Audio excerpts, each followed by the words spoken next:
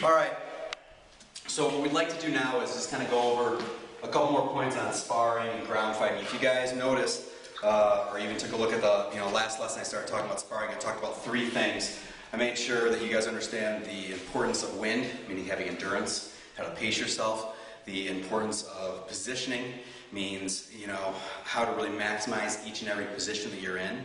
So you are not only resting yourself, but also putting stress on your partner. And then the third thing that we have is the combination of techniques and attributes. You have to have both.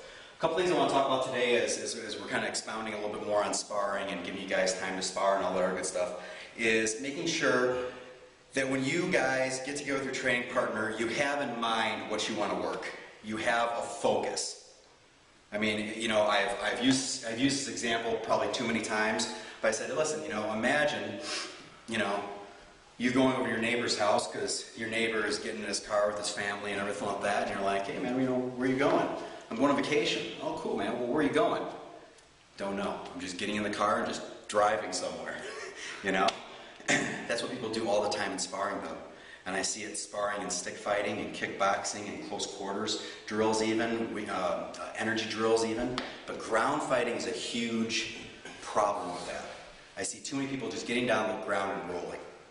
Here's what I would really challenge you guys to do, okay? See yourself that you're going to be paired up against really 3 different kinds of training partners.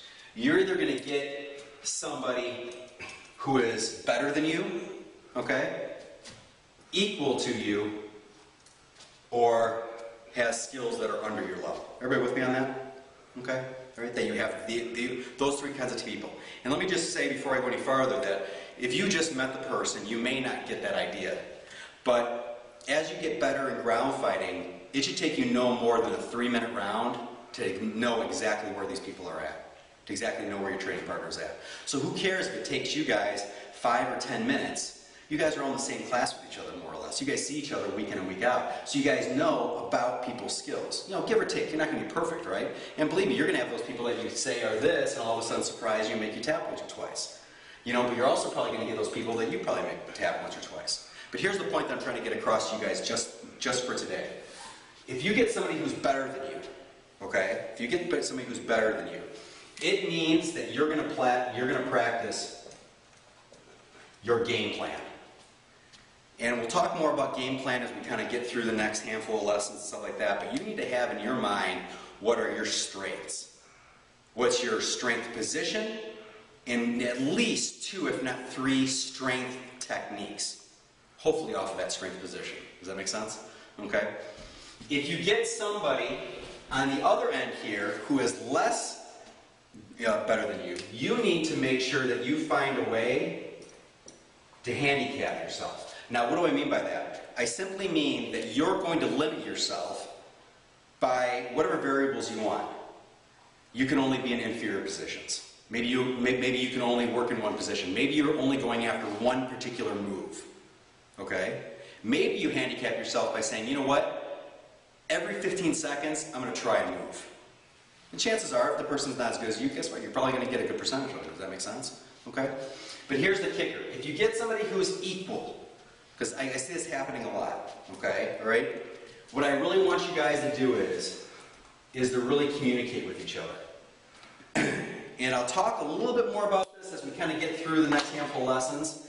But if you find somebody who is definitely around your level, you need to communicate with that person on what is the intensity, what kind of goals you have, are there any kind of drills you're going to focus on, is there any kind of techniques or positions you're going to focus on. Does that make sense?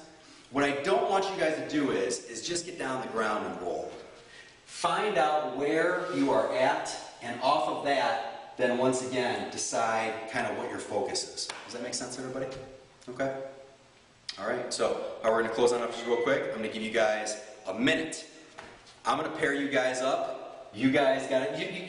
You don't have to consciously tell the person, hey, you know what, I'm better than you, so I'm going to do my game plan kind of thing, right? Okay? What I want you guys to do is to go ahead and in your mind just kind of size the person up, And that's one of the reasons why today we kind of rolled with everybody.